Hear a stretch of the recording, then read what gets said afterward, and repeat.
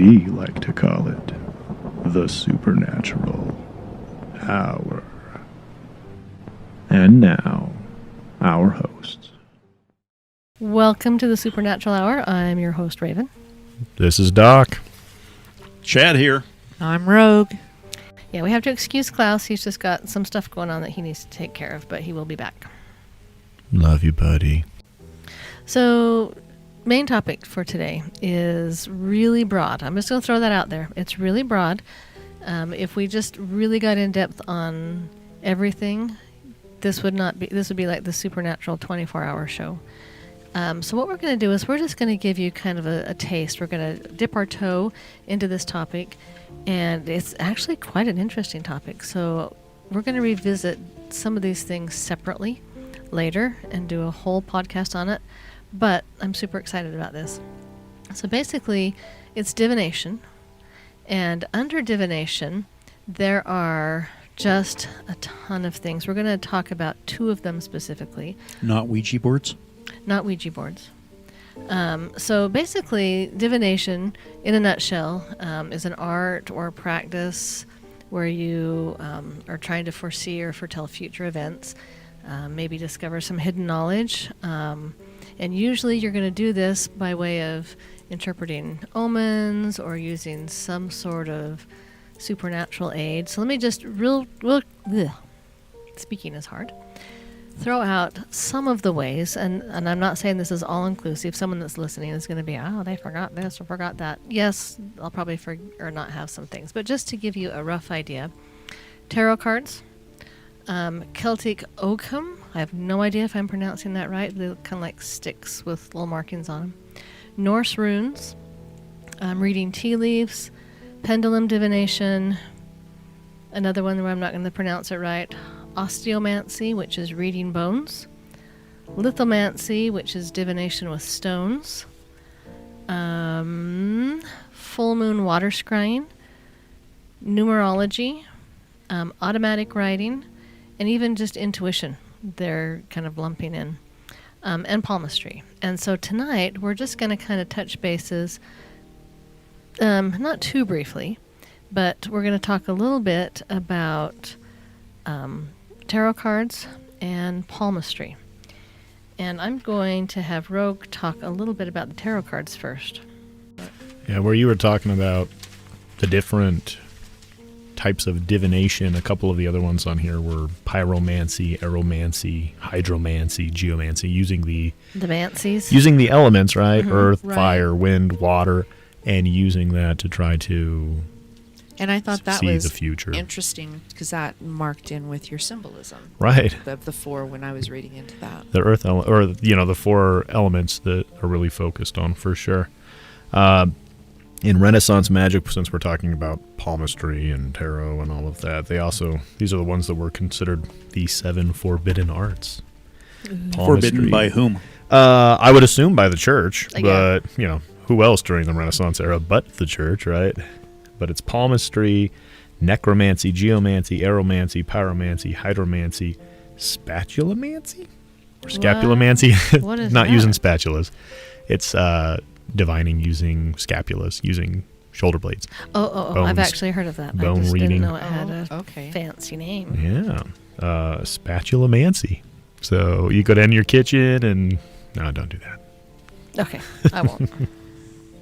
All right. So tarot. Tarot has been a part of my world for a long time. However, I find tarot to kind of be like your magic 8-ball. So for me, tarot is not an important part of my everyday life.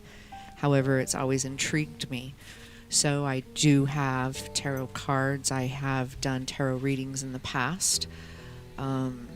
I find that being an empath, tarot was kind of intriguing for me because it was how the pictures make me feel, how the illustrator has illustrated the photos in comparison as to how I felt. So for me, reading tarot was a pretty personal thing. So for me, I don't like reading somebody else's tarot because I don't want to be the person that has anything to say to you. I don't want to tell you good news. I don't want to tell you bad news. Nothing. Last time I did a reading for someone was about 15 years ago, and I just won't do it again. However, Well, before you get into that, one thing I thought was interesting is if you read a little bit into the history of the tarot cards, it started out as just kind of a game, like bridge. And it later turned into what it is now, what we know it as now. the fortune teller type of a Hmm. thing. Look at that. Look, I took a class. See how Wow. long ago that was. I didn't even open up my book to even realize that I took a class a long time ago. Sweet. Okay for me. So I kind of thought it would be fun. So when I was watching tarot, when I was doing some research for the podcast today, I was watching like the new tarot, and I mean, everybody's still how you got your deck. Get a deck. Somebody hands you a deck. I used to know somebody that read a deck of cards. So I think your deck could be personal or non-personal because I still mean think just like that your how you regular- feel. Yeah, Just a regular deck just of a playing regular cards. deck of playing cards. Yeah. So I think your deck is a pretty personal thing to you. However, it's going to feel. And aren't there numbers of different decks, and sometimes people even make their own decks? Yeah, absolutely. I mean, that's kind of what. So I was going to take a couple of pictures. I try to illustrate for YouTube a little bit, but I mean, I have one here that's just dogs. So it's just people illustrating and coming up with their own terminologies. Yeah, I think the one, as I was doing research, the one that's the most common is called the Tarot of Marseille. It's the one that you kind of typically see. Yeah. Is that the same as the Rider Tarot deck? Are you familiar with that one? Because No. I've heard some stuff about that's a very popular I don't know. deck. Okay. Marseille deck, is that the one that has kind of the medieval kind of painting looking pictures of the that's- different? Like if you imagine tarot cards, or if you Google tarot cards, it's probably the one that you're going to see. Kind of the famous Renaissance. Right. Right. So mine, just to show, mine is is a Shakespeare, and my Shakespeare cards are they were ones that were gifted to me. So they're just different. Oh, those are pretty. We'll put pictures of these up on the website and on TikTok and Yeah. Instagram. They're pretty. Give us some different things to show you. But I have to say that I like my dog ones. My new dog ones, they're pretty freaking cute. Okay, I have to tell you. So I'm talking to Rogue earlier on the phone, prepping some stuff because it might not sound like it sometimes, but we do prepare. And she was telling me about her dog tarot cards. And when she first said that, I thought it was like tarot cards to give dogs readings. And I thought, I've never heard of that before. That's awesome. Sit down, Sparky. But Let's then when- determine your future. But then when she got here, I see a spade. Yeah. There's a- Someone's getting spayed. yeah, but when she got here, she's like, no, they're just people tarot cards that they just are dog themed. Are these not the cutest? They're very cute. So, Oh, there's Anubis. right. So, anyways, I enjoy tarot. But again, it's a magic 8-ball.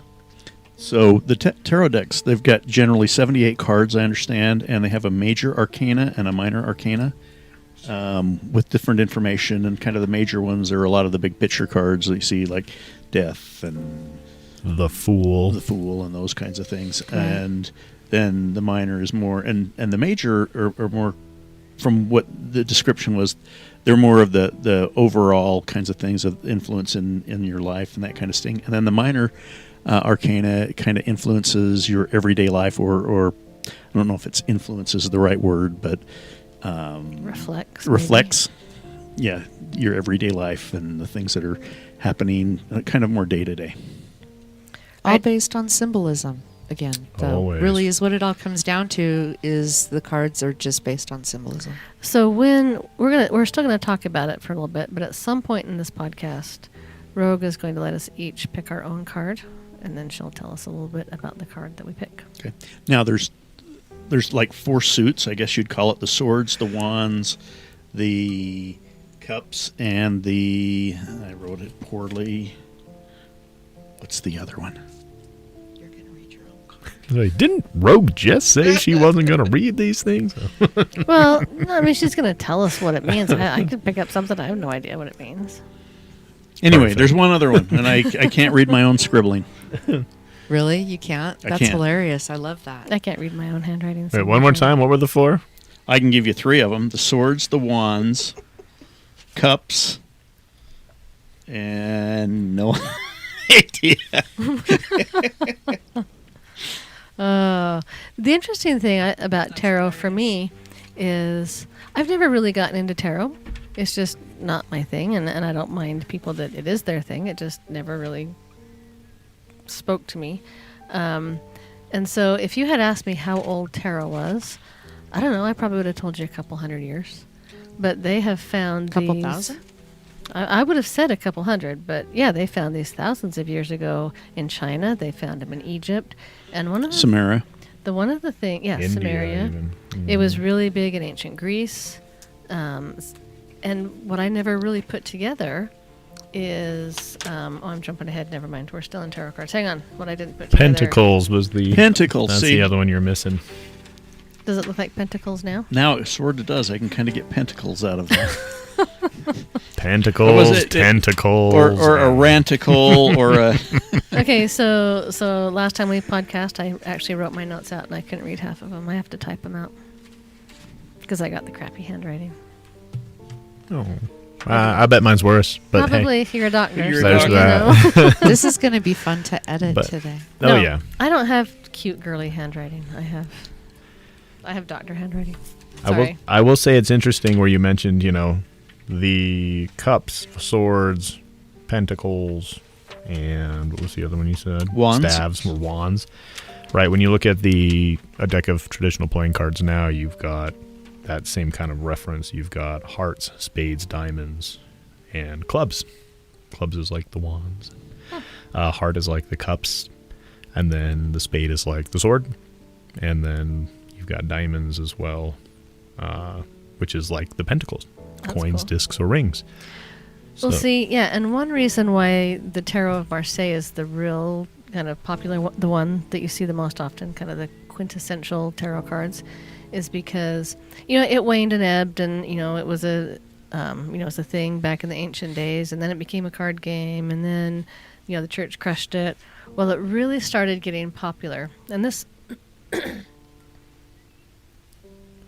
is where. If you'd asked me before I researched this when tarot came around, it got very popular in the 1780s in Paris by two fellows by the name of Antoine Court, and maybe it's Antoine Cour if you're doing it French, and Jean-Baptiste Alliot in Paris. And they really just kind of made it take off.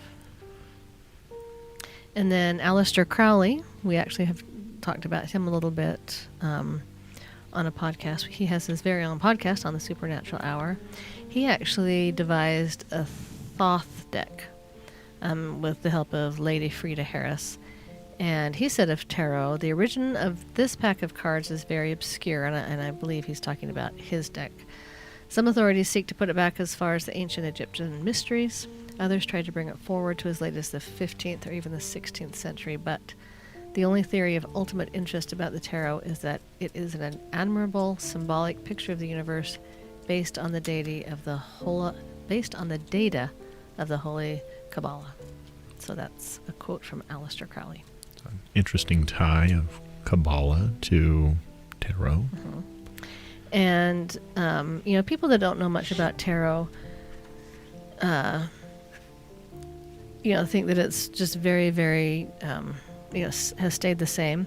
But the meaning of the cards has actually changed over time, depending on the era that you're in, the culture that you're in, which is one reason why sometimes the decks can be really confusing to people that aren't really into it, because they might have one person read it this way and then go to another person who reads it another way. A lot of it comes down to people's own interpretation. Mm-hmm. And so there isn't a standard deal. There's, from what I understand, some guidelines and those kinds of things about certain things with different books that have been written. But from what I heard in the research that I did is it's very personal, and things are very how you feel about them, and it's more of a personal thing rather than here's the rules and the ways that it has to be done prescriptively. Right. You could hand you could hand the same deck of cards to 5 different tarot readers, and you might get 5 different readings. And it's Right. not because, it's just what we've talked about. They're going to interpret and read the cards a little differently. But even interpretation of, we were talking about the major arcana, and like I said, I'm going to go back to the Fool because that was one that had been referenced recently in a book I was reading. And they talked about how, people can interpret the Fool as somebody who's gullible, somebody who's stupid, whatever you want to say. But the other meaning of the Fool is somebody who's open-minded and willing to change and adopt things, and instead of being so rigid and stuck in their own constructs, they're able to grow and they're able to adapt and they're able to learn. So even though it says fool and everybody interprets that as something negative, there's also a positive connotation with that in interpretation of the cards as well. Right. And going back to Jean-Baptiste, when he first made tarot popular, it wasn't a divination method. It was a card game, like we talked about. But he claimed that the tarot cards originated from a legendary book of Thoth, the same as Aleister Crowley talked about. And this book of Thoth, I've never heard of it before, but it supposedly belonged to the Egyptian god of wisdom. And according to Jean-Baptiste, they refer to him as his last name, which I'm not even going to attempt, that this book was engraved by Thoth's priest onto golden plates. And it provided the imagery for the first set of tarot cards. Interesting with just Thoth in general. You think about God as the mind and trying to understand God. You're trying to divine, right? That's what divination is trying to, gain knowledge from divinity. That's what divining is. Thoth, some people claim that the word thought originates from the ancient Egyptian god Thoth, which is the mind, right? And we associate kind of what God is with the mind, is connecting with the universe, with, the mind of God, essentially. So using tarot to try to understand God makes some sense. Right, it's interesting. It says the word tarot and German Tarot both derive from an Italian word tarocchi. The origin of this word is uncertain, but tarot was used as a synonym for foolishness in the late 15th and 16th centuries. Now, did they use this word because it's not so much foolishness as in stupid, but we're just playing a dumb game and it doesn't really mean anything, because it started out as a card game. Mm-hmm. I just had a bunch of tarot card aficionados. It's what? I just mean when it was a bridge game. But then during the 16th century, this new game played with a standard deck, but sharing a similar name called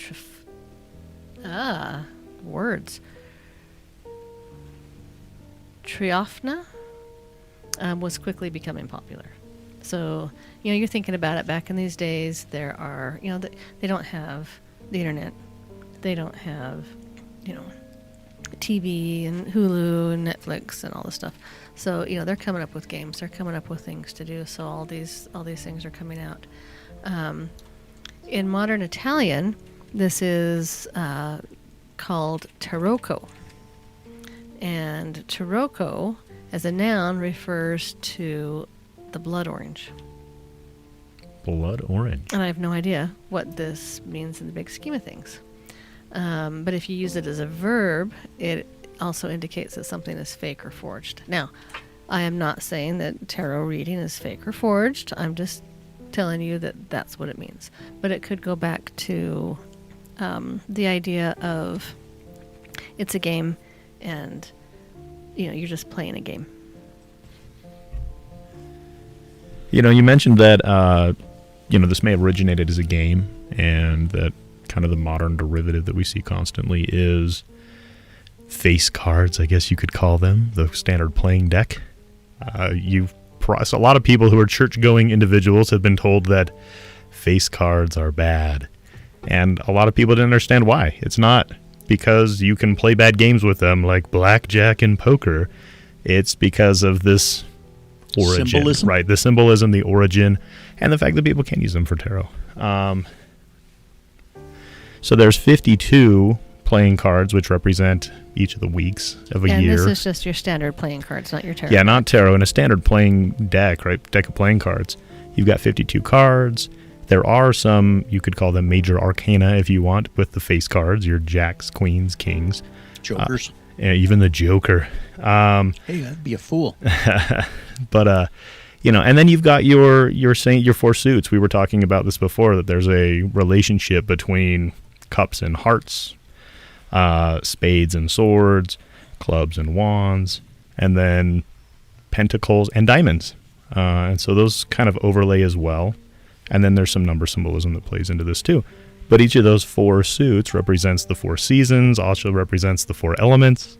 So there's a lot of deeper meaning to that standard deck of playing cards, really. Interesting.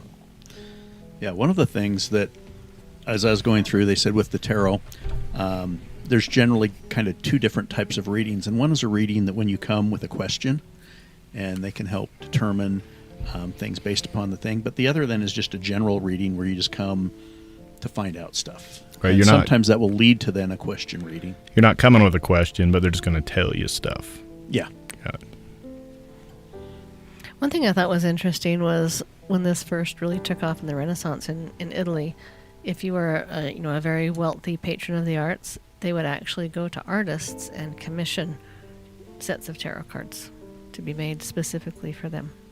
Wow. And this was back when it was still bridge. Quite the keepsake. Yeah, so I imagine if you could find a set of those somewhere, probably worth a small fortune. That'd be pretty cool. That'd be awesome. Interesting.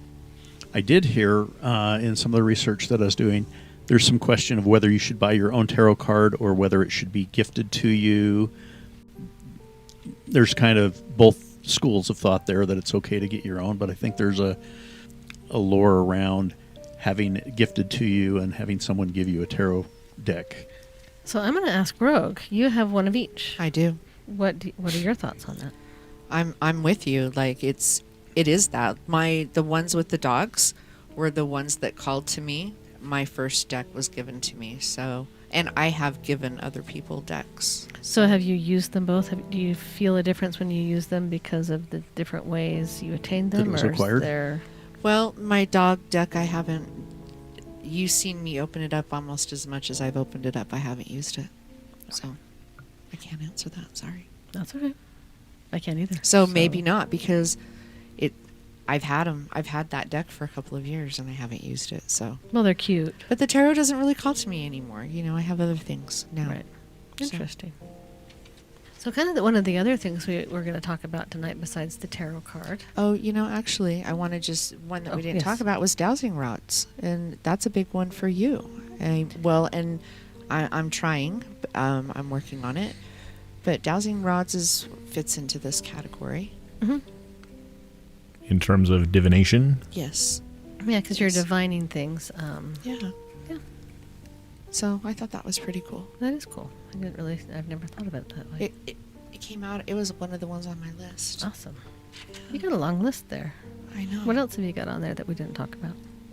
I don't know. Between the two of you, I was trying to check market, and I have one that's the study of your eyes. I don't know if we talked about that. The one studying of your dreams, studying of crystals. Did anyone do the what is the thing where you study the bumps on your head?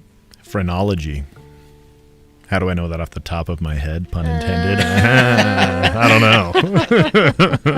know. We would expect you to know that. That's not an actual science. It could be. Is it a pseudoscience? It is a pseudoscience for sure. Excellent. The pendulum was also one of the ones. I don't know if you mentioned I that. think that's one that I did mention, but I find that interesting. Yeah. I was going to bring my pendulum, just yes, no, maybe. It's good for yes, no, maybes. Mm-hmm. Yeah, in a big way, it's kind of like the dowsing rods, because that's the Right. only way you can talk about things in the dowsing rods is yes, no questions. Right. Unless you're like me and have a moment and ask two questions at once. Right. And then the person using the dowsing rods is like, yeah, pick one, lady. Right. Or you ask, what's your favorite color? I haven't done that. But you know, They're we've not been that using bad. the dowsing rods, and then we also have like the K2 or the Ghost Pro, and we get answers and get lights going on and things happening and everything correlating. It's pretty cool. And if you think about it, to me, the word divining is really just gaining knowledge. And Right. you know, there's lots of ways to gain knowledge. In some ways you might not be into, some ways you might be into. For example, I think numerology is interesting. I've kind of studied that one a little bit, and I find it fascinating. You know, I don't put my faith into it per se, but I find it very, very intriguing. I like number symbolism a lot. I don't know. I think there's something about numbers that really kind of speaks to me. Yeah, I don't know that I've tried to apply things from a numerological standpoint, but I do with numbers in particular. You see them lots of places, and a lot of times they do have deep kind of subconscious meanings to Right. us as well. I've got a book on numerology actually, and I don't remember the terms because it's been a while, but if you add up, you know, the numbers in your name and you find out what number of a person you are, and then you look up the numbers and it describes you, you know, kind of like a horoscope but with numbers. And it's a little scary right on. Yeah, it goes back to kind of that Kabbalistic approach of taking Hebrew letters and adding them together throughout the scriptures for kind of the deeper meaning of things. Sometimes you'll take a sentence and they'll assign a number to each of the Hebrew letters, and then they'll kind of compile them together and decipher what kind of the deeper meaning of that scripture is. So back to your kind of point about using your name for that same thing. You know, the name Yahweh or Jehovah, the four-lettered name, or the tetragrammaton, as he's sometimes known, is that same idea where they're able to add those numbers up and it references godhood, basically. Interesting. Aside from tarot, the other divination that we'll talk about in this podcast is palmistry. It's also known as chiromancy or chirosophy. And if I'm mispronouncing that, It's sorry. chiromancy. You know, that sounds better. CH, I'm just going to say a ch. Yeah, like chiropractor. Oh, That's where chiro. Yeah. okay. Is that Fair bones?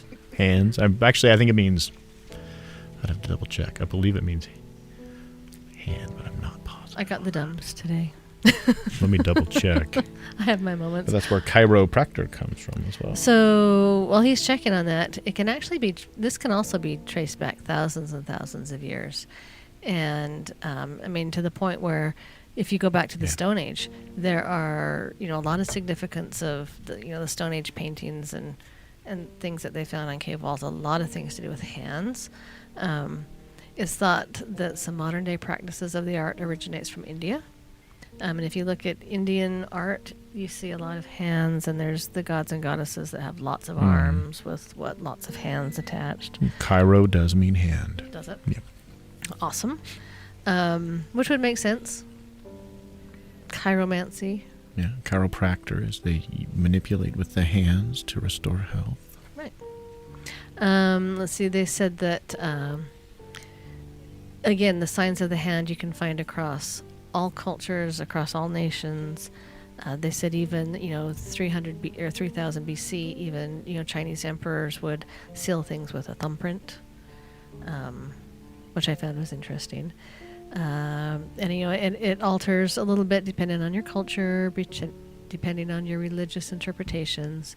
And an example that is given is gypsies when they arrived in Europe in the 1300s. They mixed palm reading that they had learned from India with their own blend of psychic abilities.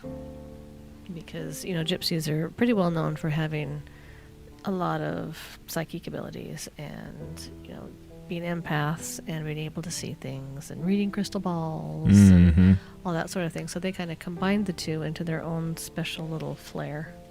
And I guess it makes sense to me because people would think, why hands, right? And these are the tools that we use to connect us to the world. We manipulate reality through our hands. We're able to build things, we're able to make things. And so I think from a symbolic standpoint, the hand has a lot of importance because it's the way that we connect our will with reality. We're able to take our will and create a reality through our hands. Well, Yeah. I was going to say, one of the things that one of the videos I watched talked about is that your hands have the most nerve connections to your brain. That's the Very sensitive. yeah. Your fingers and your hands are the most sensitive, part of the body that with the most direct, the most high count of connections directly to the brain. Right. It's the tool that our mind or spirit uses to interact with the physical, with reality. Right. One thing I find is interesting as a music teacher, people learn 3 ways, and not just with music, but with anything. You either are a visual learner, which in music is the easiest. There's an auditory learner, and in my opinion, auditory learners are really, really hard to teach music to, because you have to be able to sit down a piece of sheet music and have the people look at it and read it. Teaching by ear is a lot harder. I mean, it's got its good qualities. But the third way of learning is tactile, which is your hands.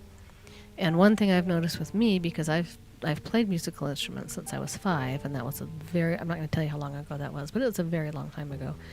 And something about I'm a visual learner, so you see it, but then you enforce it with that tactile of playing it, and that just enforces it to the point where now, Chad will sit down and watch a YouTube video, which is auditory.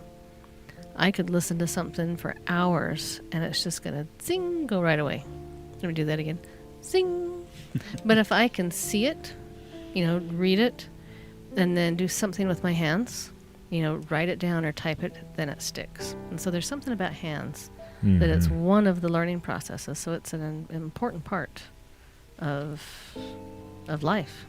Right. So I think that's why there has been kind of a focus on the hand, right, in terms of being able to read your future. Palmistry. So some very interesting people are interested in palmistry, and I don't want to say dabbled in it, but practiced it, looked into it, tried to figure out what it was about. And it was very popular among the academics in ancient Greece, and physicians using it in their practice. Aristotle wrote about it. In the 4th century BC, Aristotle is thought to have sent his student Alexander the Great to India to try to figure this out, see if To it learn was about it? to learn about it, see what the big deal was, because it was quite popular there. Some experts dispute it a little bit, but it's said to be a thing. They said it was used in the Roman times by Julius Caesar, and it's believed that he believed that if you could read men's palms, he could judge their intentions and be able to figure out who the imposters were as opposed to his genuine followers. And on one occasion, it was said that he read a man's palm and decided that he was an imposter and had him executed. But historians dispute this, and they said they preferred astrology to palm reading. Well, dang. Don't have the wrong kind of hands. No kidding. I know a lot of people with palm reading, everyone knows about, your lifeline or your love line. Those are kind of the classic ones I think that most everybody has heard of.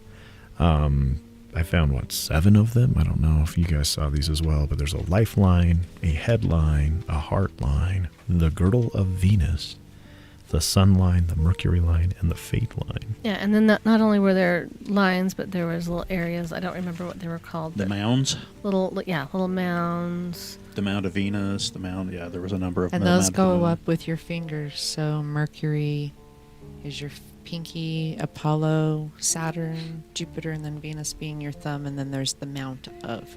So right below it. So the Mount of Mercury is the right below your pinky. The pad there, kind of. Yeah. And then I was looking at one of the common classifications, not only the lines or the mounds on the hand, but even the shape of the palm has been classified by elemental symbolism.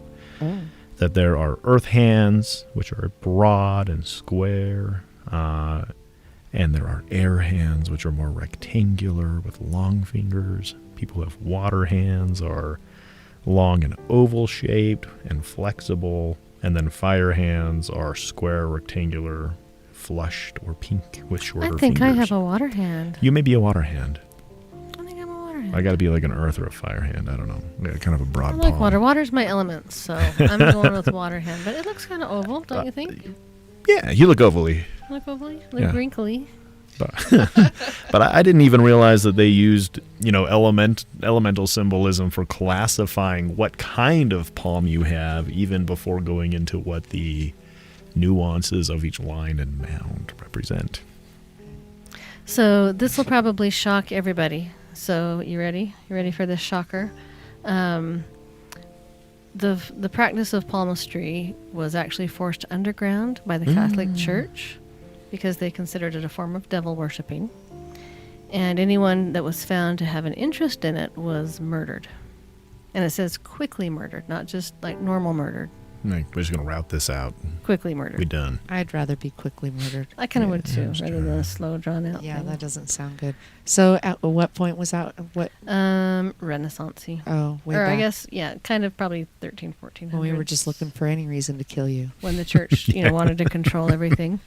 But then as they started to kind of lose its influence and the individual rulers of countries got more powerful in the church, then it was able to kind of creep back in because they didn't have that power. Right. Well, now, I mean, this is taken pretty serious, like in science, and they're really, really proving, I guess, that this really is real. Well, the interesting thing is I am almost sure that there's people out there, and I'm not digging at you because everyone's got their own opinion. But I'm sure there's people out there that go, oh, palm reading. I'm not into palm reading. I'm not into this, the signs of the hand, and it's cute, and people can believe it, whatever. But really, you do. And I'll give you an example. And you're like, no, I don't. No, hear me out. I'm over here giving her, slanty eyes. I don't know. Like, where is this going? Give her that side look. Side eye. I'm getting side eye. Side eye. I'm There getting we go. side eye. Okay. I better get to it. In 1901, Scotland Yard adopted the technique of fingerprinting in criminal investigations. And identification, right? You get fingerprinted. Okay. Medical researchers study skin patterns, and they've discovered a correspondence between genetic abnormalities and unusual markings in the hand. Yeah. Or something called a simian crease that you see in people with Down syndrome, for example, on the palm. Mm-hmm. Yep, and research has confirmed a link between specific fingerprint patterns and heart disease. So there are things that you can read in people's skin that have a medical base to it, or a practical base, like fingerprinting. So in a way, you do believe in palmistry. People with congenital heart defects can sometimes end up with more bulbous fingertips. So yeah, there you go. In a weird way, maybe I do believe in palmistry. And then our fingerprints, I learned, form when we're 14 to 16 weeks, forming in the womb. I mean, that's the very beginning. And your fingerprints don't change, but your hands do. Your creases in your hands change. And I never really thought about that because I always thought about the creases in your hands forming like when you're a little baby and you're in the womb. But, I guess that's just your fingerprints. Okay, this is just going to be silly, but when I've thought about palmistry before and how the creases in your hands are, I just imagined, you're there in the womb, your hands are just floating, and that first time you shut it. That's what you get. That's it, That's right? it. You're done. You're You done. folded it over. It ain't going back. It's like a piece of paper. You can't iron it You back out. got and to go, fold "Nope." it over, and that's the crease you get. Yeah, you can't look at it and go, I don't like that lifeline. I'm gonna start over. redo No, this. you're done. Exactly. But when I was doing some of this research, and there was a girl online, she did an interactive palm reading. And I did that with her, and it was freaky accurate, like some of what you were talking about. And she would talk about how your lines would only go part way to halfway to 3/4 of a way, and it was pretty spot on. Well, as I'm watching, just some on YouTube, just some basic, palm reading things. There's like, okay, you've got this line and this line, and if they intersect, it means this. And I'm like, well, the one line is like, it intersects, but then it breaks, then it takes off. I'm like, well, what does that mean? So now I've got to find a palm reader and I need to know Right. what that means. I was finding if you have an M or a V or an X, and I was looking at my hand going, well, I have an M. See it right there? There's that M. I got that M. So I don't have an M. I have an X. Those are supposed to be rare. Oh, the X meant that you were. What did that mean? That you were a happy, positive person. Nice. And I didn't It have said one. you were I know. going to be rich.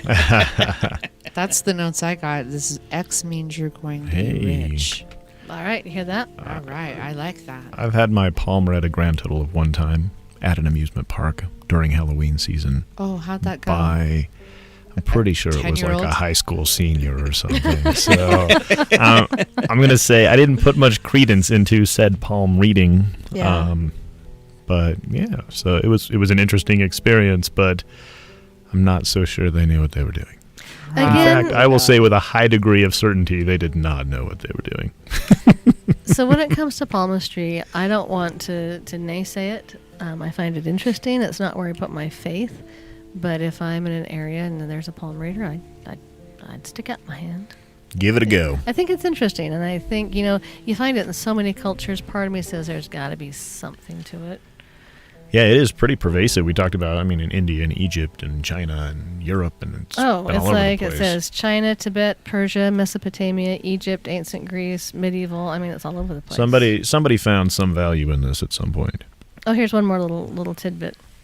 It said medieval palmistry was pressed into service by the witch hunters, who interpreted pigmentation spots as a sign of a pact with the devil. Isn't that a weird twist of fate? Don't read palms because it's evil. Hey, we read your palm. You're evil. And now you're going to die. That seems really weird that they would Seems- use the means by which they told people they were conspiring with the devil to find people that they thought were conspiring with the devil. Yeah, kind of weird, but whatever. So we're going to move on to the tarot cards? Yes. So pull out your tarot cards. I want to see what card I pull. And then she's not going to read for me. She's just going to tell me what the card means. Do you want to pick which deck you want to pull from? Yeah, I think I want the Shakespeare deck. She's Sure. kind of a Shakespeare girl. Let's do it. Shakespeare away. I worked for the Shakespearean Festival when I was in college. And that sounds like really cool. I was the janitor. So. Didn't you tell us some story about a couch back in the day? Yes. Yeah, that's right. You find a lot of money in those couches. When you're a poor, starving college student, $5 in a couch, that's like half your grocery budget for the week. Okay, do I need to shuffle it or something? Yeah, because you want to put your intent into the cards. Okay. And so ask your question Oh. and put your intent into the cards. I'm glad somebody knows what they're doing here. Thanks, Rogue. Have you ever seen me shuffle cards? This is not going to be a very pretty sight. I will never, ever be hired in Vegas to be like a card anything. That's okay. You That was have pretty other strong. Oh my gosh, talents. seriously, this is my third You try. are not doing well. I'm not, I told Oh. you. It sounded smooth. They just didn't. They just don't There you go together. You There we got go. it. Do I, though? Nailed it. Did I? I also heard there's some ways that you can do decks in a certain way with the put them in 3 piles and move them in directions that Okay, that's probably as That good you as I'm wanna going to do. Kind of randomizes them, but with intent. With then I intent. fan, then Yeah. I fan. Hey, quiet! I'm fanning Oh, over sorry. here. You can fan them out. Okay, I'm fanning, and then I pick just your card. pick one out. I'm feeling over here. Okay, you ready? Drum roll. Bzzz. We need to get our little soundboards so that we can have fun stuff. Yeah, we could do like whistles and. That's probably going to sound like rain. Okay, so I have the 9 of Crowns. And it says at the bottom, a kingdom for a stage, princes to act, Henry V. And it shows a picture of actors on a stage. Let's see. And so when you pulled the card, is it upright or was it upside down? I think it was upright. Okay, because when it's upside down, it will give it a different meaning. Ooh. And a lot of times, so with this one, if it was reversed, there's a chance you might fall off of the ladder of success. And earlier, we just said that you were going to be rich because you have an X in your hand. So I don't want to fall off the ladder. So we don't want you to fall off the ladder of No, success. I'm pretty sure it was right side up because I don't remember having to turn it around. Let's see. This card signifies that the old theater favorite, the happy ending. Here are your 3 wishes coming home to roost. Your heart's desire is on its way, and you can stop worrying if you have still to make it to the top. It is within your grasp. That means you're going to be successful. Awesome. So, what kind of intent and question did you throw into the cards? I don't know. I don't. You don't remember. even know what you asked. I was trying to Well, shuffle them. yeah, her question was, can I shuffle these cards? Probably. Right. I Well, did. positively, The answer was no. You will be No, you cannot. successful. You didn't need a deck of tarot cards to tell you that. Or maybe you did. Right? That you would. Well, but it's Maybe that means we're going to get more Patreons. Okay, Doc, you ready to pull yours? Yeah, I All got right, one. Doc, what do you got? Let's Pull it see. out and see what happens. Yeah. The Six of Swords. I was open to the Two of Swords. To give you some reference, I got a dude laying in a coffin on the ocean in That this sounds- picture that sounds a with little a storm and ominous. lightning bolts going. So Was it it doesn't right- sound good. Was it Right. right side up? It was upright. Okay. It was upright. Well, that's good. This card holds promise of travel. Oh. Hey, that's COVID pretty travel, right? positive because I that want is a that pretty card. dark picture. Yeah, there's literally a dead person. It looks like a mummy in a coffin on a. It on says, "Forgive my little joke with the casket floating on the sea." It actually says that. It does. It Oh says, my goodness. In my own defense, this was the only way in which I could bring in both the meaning of the card and the Six of Swords by which it is symbolized. So does that mean if he goes on a cruise, he has to go on a little coffin cruise? Did you see the picture? Did you see the card? Yeah, it's pretty ominous looking. It is pretty. Okay, so you can go on ominous. a cruise, but you can't have very much room. Dunk Yeah. it in the lower deck. It's gonna be lower deck, no window, something real small. But you know what? I'll take it, man. It has been a while since we've been able to get out and travel. So Right. I just got news that I don't get to travel to Canada in a few weeks. They are locked down tighter than Cruise ship. tight. those maple Yeah. syrup loving bastards. No, I'm just kidding. All right, Chad. We love you, Canadian. I What do pulled you- mine. I'm parking. What do you got? I've got an upside down Six of Swords. Swords. And it says, "The wind will not lie until the ship be cleared of the dead." Well, yours, since it was reversed, this card warns you of delay, especially when you're traveling, and disappointment. So cash in your ticket and stay home. Okay, so Okay. otherwise, you and Trevor. We cannot be travel partners. That's all I'm saying. Otherwise, yeah, you and you're Doc not can't going anywhere be. together. That's hilarious. I'm hanging out with Doc. Just FYI. Right? He's going places. And I'm staying places, apparently. It's going to be cramped, but you can come. Was I got- Rogue not going to do a tarot card? Okay. Did you want to do a tarot card? I don't need to do a tarot card. I was the reader. Okay, All that's right, true. we You can were the edit one that that were out. providing the information. Well, I was thinking this summer we should go investigate some ghost towns on some long weekends. So maybe Like Pioche. that's our first stop. Yeah, heck yeah. Pioche. So I don't know. Skinwalker Ranch. See, he's Oh, going on cruises. yeah. We're going to Pioche, Nevada. I'll go to the Bahamas. It sounds fine. I'll do something over there. Some investigation. This has nothing to do with anything in this podcast whatsoever. Nope. But there's this big thing on. I've seen 100 YouTubes on it. I swear that it's pronounced Nevada, not Nevada. Yes. Oh, yes. So if you're listening, do not say Nevada. That pisses off the Nevadans. Nevada. But we know that because we live in Utah. We're neighbors. That's right. Oh, I never even knew that was a thing. I know my The neighbor's name. good neighbor I am. Don't say Nevada. All right. Last but not least, get your Supernatural Hour swag at advancedparanormal.com. We've got all sorts of things. We've got stickers and mugs and hats and tapestries. I didn't say it this time. I let you say it. I beat you to the punch. I know. Have to share the tapestry love. I do like my Supernatural Hour mug. I never bring it here, but I use it at home a lot. Awesome. I should bring it. I keep saying that. And then you need to check out advancedparanormal.com if you haven't been there for a while, because we have our own line of sprays, and they actually kind of sold like hotcakes at our booth at the Paranormal, or at the Family Fun Fair. yes. And then hit us up on YouTube. We are only 4 subscribers away from having a real name that's not 100 miles long.